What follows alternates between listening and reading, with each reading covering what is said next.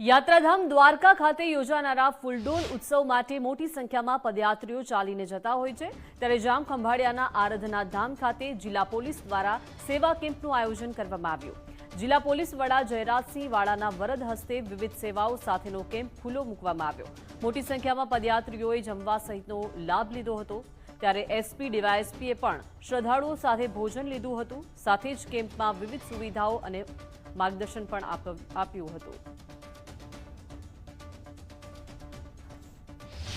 રોજ અમારા દેવભૂમિ દ્વારકા જિલ્લા પોલીસ ટીમ દ્વારા જે પદયાત્રીઓ ચાલી અને દ્વારકાધીશના ફૂલડોલ ઉત્સવમાં જઈ રહ્યા છે તેના માટે એક કેમ્પનું આયોજન કરેલ છે અને આ કેમ્પમાં યાત્રીઓ માટે મેડિકલની સુવિધા, દવાઓ, તેઓને મસાજ કરવાના મશીન, એ ઉપરાંત ચા પાણી નાસ્તાની વ્યવસ્થા અને બંને ટાઈમનું જમવાનું, એ ઉપરાંત પણ સૂવા માટેની પણ વ્યવસ્થા રાખવામાં આવેલ છે।